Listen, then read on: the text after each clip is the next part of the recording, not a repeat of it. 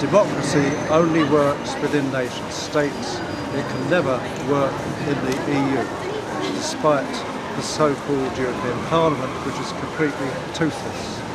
We also want our country to have the right to self-determination for national democracy and independence. We wish to control our own affairs, our own borders, our own fishing grounds and our own economy. We are in Ealing, West London, in a shop which is a Brexit shop. And Brexit is for Britain to leave the EU, and it's a broad national campaign involving all peoples to leave the EU. My own organisation, of which I'm secretary, is the Campaign Against Eurofederalism, which is aimed at the labour and trade union movement. And we're always said from our foundation that we will work with anybody and everybody except racists and fascists on this question.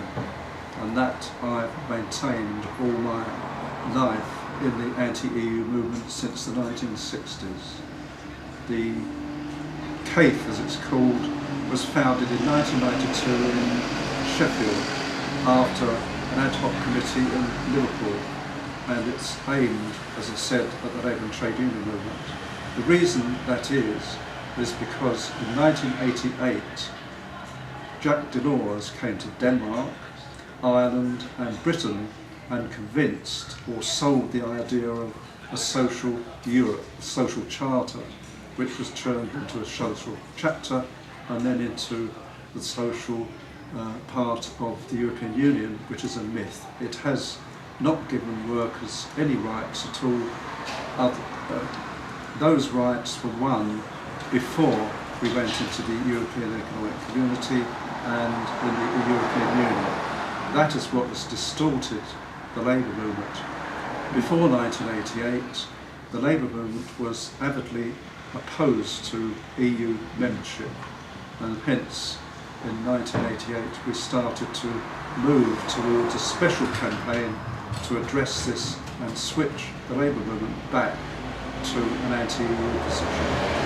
We have affiliates which include national trade unions such as the Rail, Maritime and Transport Workers Union, RMT, which was originally, recently, the General Secretary was Bob Crow, which I'm sure nearly everybody has heard of, and I was one of his advisors. And we have trade union branches, pensioners, trade union councils, and two of the trade union branches are from the Land Rover factory, and we have strong connections with the Jaguar factory in Birmingham. And they are extremely concerned, as we are, about the free movement of labour. It is the free movement of labour which we strongly oppose and have been since the Maastricht Treaty.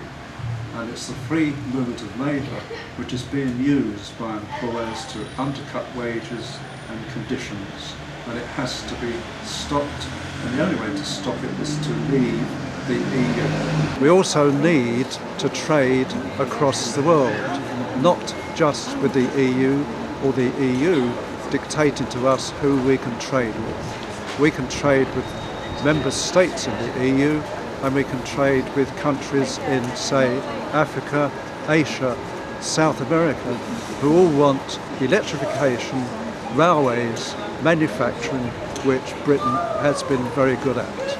That is the basis of our claim to have a manufacturing-based economy so that there creates jobs rather than a finance and services sector which got this country into deep trouble, and they solved it by taking our taxes away.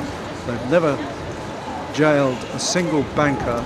They make more and more money, and they're not interested in this country or the people within it.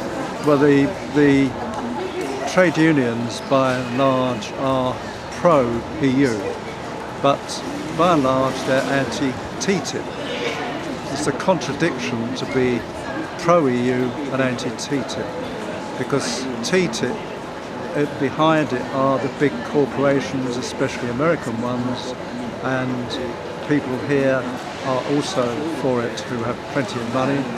And the European Roundtable of Industrialists in Brussels has always campaigned and lobbied for further and deeper integration of the EU and to take away our rights, trade union rights, so that they undercut our wages and conditions. So it's a stitch-up between the transnational corporations in the European Roundtable of Industrialists and the lobbyists who are lobbying in Washington on behalf of their corporations. That is the stitch-up. If they get their way, then they will press down wages and conditions in this country, lock the two markets together, and we will be in even deeper trouble. The European Roundtable of Industrialists have always pressed and drafted some of the treaties. That's not written in concrete, but that is what they do. They meet the days before the European summits to press the ministers to take into account their lobbying and to agree with it. So ministers of governance are not independent anymore. The Council of Ministers has to carry forward a thrust to European Union. That is their job. They're not responsible back to their national governments. Therefore, it's not democracy. It has nothing to do with democracy. The executive and legislature of the EU is the unelected, unaccountable 28 commissioners of the Commission. That is what is going on at the EU. There's a European Court of Justice of 28 judges.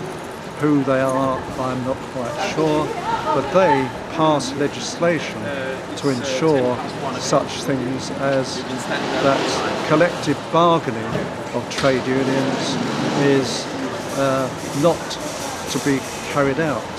For instance, the level agreement where a firm from Latvia moved in building workers to a building site in Sweden and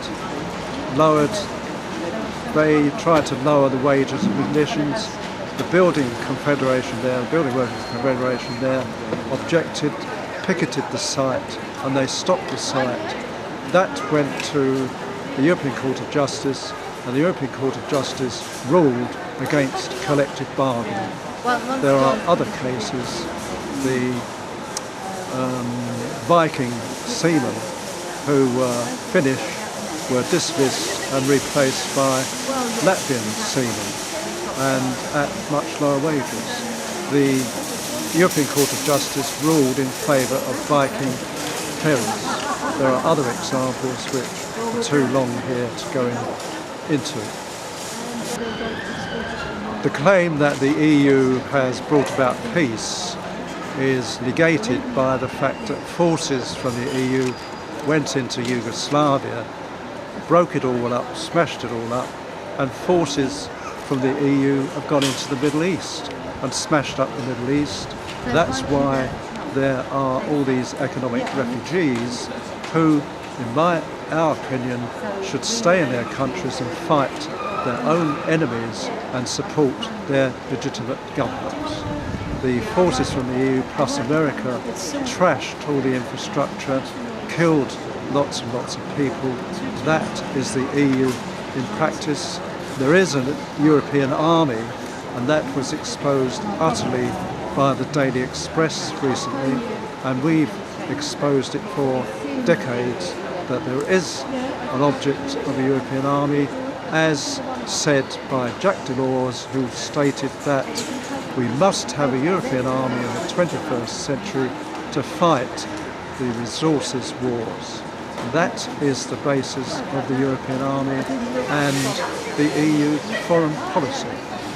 Also, there is a foreign policy where the former European nation states, the former colonies, of the European imperialist powers are subjugated by the Lomé and Yaoundé agreements, which places them in an insubordinate position as far as trade is concerned.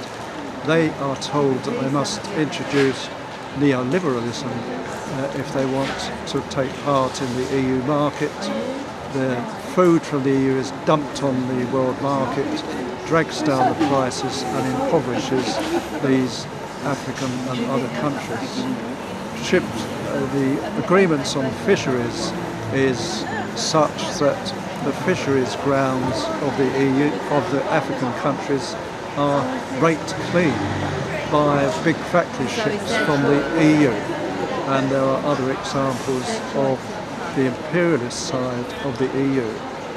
The EU is, as the Norwegian author said, peace campaigner said, the EU is a temporary alliance of all the former EU imperialist powers, including Germany, Britain, France, Italy, and so on. That is the alliance. It will fall apart because they will argue about the way forward and come to blows again, and let's hope it does not lead to another war which would devastate the whole world. That is why we say the EU is not for peace, it is for stirring up things and is quite interested in stirring up wars like in the Ukraine. The solution to global problems like the environment is not to all club together, lose our right of powers to kick out our own governments, but is internationalism. Internationalism is the world. That is, nation states can combine together with treaties, agreements to tackle the enormous problem of the environment. But if we don't tackle the problems of the environment, then the world will perish with all of us in it. The way the EU and America are tackling this is the wrong way round. America is a nation state interested in its own affairs. We should be left to carry out our own affairs, cooperate with any country in the world if there's a problem. It does not need a superstate to go and bargain on our behalf at the World Trade Organization or anywhere else. We are members of the United Nations. That is a place where you can discuss these things, come to conclusions and act. There are people who say we're racist because we're opposed to so-called immigration. Immigration, as it's addressed, contains of four factors. That is the free movement of labour, which we oppose. That is real immigrants who throw their lot in with their own country and take their luck in another country. We are not opposed to that. My daughter-in-law is an immigrant from America. The second factor is economic refugees, which we are opposed to coming into Britain, because Britain has few jobs available, the schools are overcrowded, we have soup kitchens, food banks, and all the things that come from austerity. Austerity is a common EU policy, and you only need to look at Greece to see that as a subjugated nation within the EU, and it is getting more impoverished and is really a colony within the EU. That's why there's a flag here for Greece at this shop. And the other factor is that there are asylum seekers. We are not opposed to asylum seekers coming here because they're running away from dictators, stop them being killed, and there are international agreements and international law conventions which we support, and Britain has always done, as has other countries. So those are the factors which are lumped together and called immigration. It is not immigration, and I'm afraid that some people in the Leave camp keep talking about immigration and use it as a race card to try and frighten people to vote to leave. That is the absolutely wrong thing to do, and we've opposed it all the time. Well, the unemployment in Britain at the moment is 1.7 million or something like that. A lot of them are young people, because there are no jobs for them to go to. For instance, if we take plumbers, a lot of plumbers from Poland came here. There are no apprenticeships for plumbers, and you can go all the way up. So there is no future for young people. It's causing social problems. There are no jobs for them, no training or very little, despite what the government complains about apprenticeships. They're not proper apprenticeships, they're just cheap labour. Hence, for the future of young people, we need to go back to an economy based on manufacturing, creating wealth which they can take part in and benefit from, with wages and all that sort of thing which young people want. Young people don't know about the EU because most of them have been born since 1975, the last time we voted on this.